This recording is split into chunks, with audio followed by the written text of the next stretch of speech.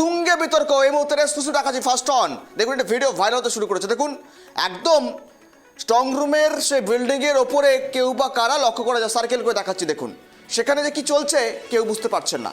পূর্ব বর্ধমানের ছবি, সিসিটিভি বন্ধ, ভাইরাল ভিডিও ঘিরে বিতর্ক আরও তুঙ্গে।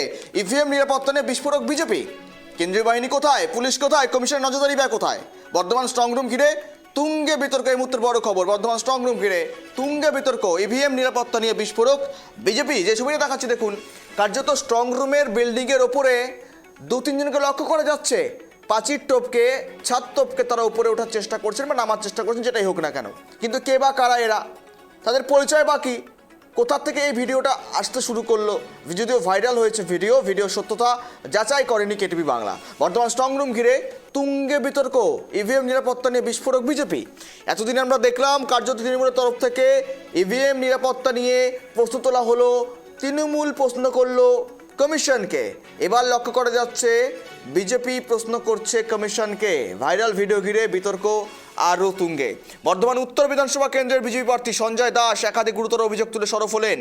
তিনি দাবি করছেন রাতে স্ট্রং রুম এলাকায় অস্বাভাবিক নাড়াচড়া, ছাদে ওঠানামা এবং ভেতর থেকে ভাঙচুরের মতো আওয়াজ শোনা যাচ্ছে। ইতিমধ্যে এই সংক্রান্ত একটি ভিডিও সোশ্যাল মিডিয়ায় ছড়িয়ে পড়ার বিতর্ক আরও তীব্রতর হয়েছে। যদিও ভিডিও সত্যতা যাচাই করেনি কেটিভি বাংলা। বিজেপির দেওয়া ভিডিও দেখুন।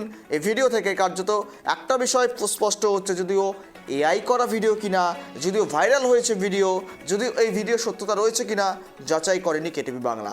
যদিও বা বিজেপির দেওয়া ভিডিও আপনাদেরকে দেখাচ্ছি, যেখানে পূর্ব বর্ধমানে ইভিএম নিরাপত্তা নিয়ে বিস্ফোরক বিজেপি।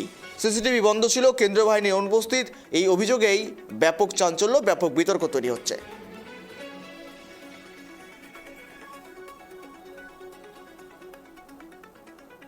আমরা কথা বলবো, সঙ্গে রয়েছে প্রতিনিধি কল্যাণ। এই মুহূর্তে ফার্স্ট অন যে ছবিটা আমরা দেখাচ্ছি কার্যত বিতর্কিত, একদম ভাইরাল হয়েছে ভিডিও। ছাদে ওঠানামা করছেন কয়েকজন, তারা কারা? রেড সার্কেল করে দেখাচ্ছি। ইভিএম নিরাপত্তা নিয়ে বিস্ফোরক বিজেপি। হ্যাঁ গৌরব, দেখো যেটা জানাবো যে বর্ধমান উত্তর বিধানসভা কেন্দ্রে যিনি বিজেপি প্রার্থী আছেন সঞ্জয় দাস, তিনি কিন্তু স্ট্রং রুমে যবে থেকে ইভিএম গেছে তবে থেকেই কিন্তু তিনি একের পর এক অভিযোগ করে আসছেন। এবার যেটা বিস্ফোরক অভিযোগ, সেই অভিযোগকে কেন্দ্র কিন্তু রাজনৈতিক পটভূমি তোলপাড় হয়েছে। সঞ্জয় দাসের দাবি যে কালকে অর্থাৎ শুক্রবার রাত্রি 10টা থেকে 10:30 নাগাদ তিনতলা বিল্ডিং যেখানে ইভিএম রাখা হয়েছে বর্ধমান উত্তর বিধানসভা কেন্দ্রে, সেই বিল্ডিং এর উপরে কে বা কারা যেটা উঠছে এবং বিল্ডিং এর ভেতর থেকে হাতুড়ি দিয়ে ভাঙার কিছু শব্দ, একাধিকবার শব্দ শুনতে পেয়েছেন।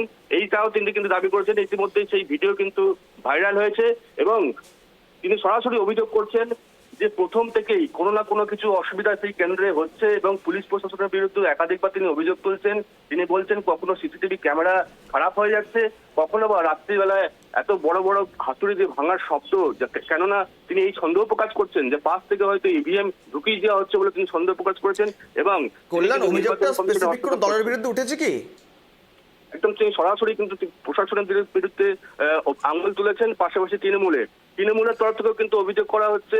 তৃণমূলের যিনি ছাত্র পরিষদের সভাপতি, তিনি কিন্তু আজকে পরিদর্শনে যান। তিনি বলছেন এই ঘটনা কিন্তু আমি শুনেছি, তবে যে কোনো রাজনৈতিক দলই হোক না কেন তাদের ক্ষেত্রে স্ট্রং রুম হচ্ছে একটা সেন্সিটিভ, সেখানে ক্ষেত্রে এরকম হওয়াটা উচিত নয়। তবে তিনি বিজেপির পক্ষ বলছেন যে বিজেপি যদি এই অভিযোগ করে তাহলে বিজেপি কেন অবজারভারকে দেখে সঙ্গে সঙ্গে দেখালো না, তিনি এই অভিযোগ করছেন। এবং পাশাপাশি তিনিও কিন্তু ক্যামেরা বন্ধের অভিযোগ তুলেছেন এবং নির্বাচন কমিশনের। কিন্তু কল্যাণ, যে ভিডিওটা কার্যত ভাইরাল হতে শুরু করেছে, এটা যদি সত্যি হয় কমিশন তো অনেকটা চ্যালেঞ্জের মুখোমুখি পড়বে। এত নিরাপত্তা, এত জোরদার পরিস্থিতি, তারপরেও যদি এমন ঘটনা ঘটে থাকে যে ভিডিওটা ভাইরাল হতে শুরু, যদি সত্যতা থেকে থাকে, তাহলে তো অনেকটাই ঠাসা কলে পড়তে চলেছে কমিশন। কেননা নিরাপত্তা আটোসাটো, কেন্দ্রীয় ফোর্স বাহিনী, সেন্ট্রাল ফোর্স, পুলিশ, কমিশন সব মিলিয়ে এবার নিরাপত্তা আটোসাটো, বজ্র ওঠুনি। কিন্তু এই যে ছবি কার্যত বর্ধমান, পূর্ব বর্ধমানই হোক বা পশ্চিমই হোক, এক্সিট পোল অনুযায়ী কিন্তু বিজেপির ফলাফলটা ভালো আসছে। যদিও বা 4 তারিখ শেষ কথা বলবে, সেখান থেকে তো বিজেপির সরব হওয়ার কথা।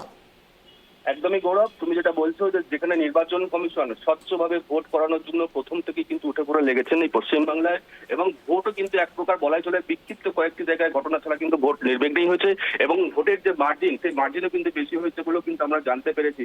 সেই দিক থেকে তাকিয়ে এই যে তিনতলা বিল্ডিং এর উপরে কোনো মানুষ সেখানে উঠছেন এবং উঠে সেখান থেকে আবার নামছেন, এবং পাশাপাশি যে বিকট শব্দ, ইভিএম ভাঙা, যেটা বিজেপির তরফ থেকে দাবি করা হচ্ছে যে হাতুড়িতে ভাঙা হচ্ছে, এইরকম ঘটনা যদি সত্যি হয়ে থাকে বা সত্যতা যদি হয়েই থাকে তাহলে কিন্তু নির্বাচন কমিশন সত্যি করে চ্যালেঞ্জের মুখে পড়বেন।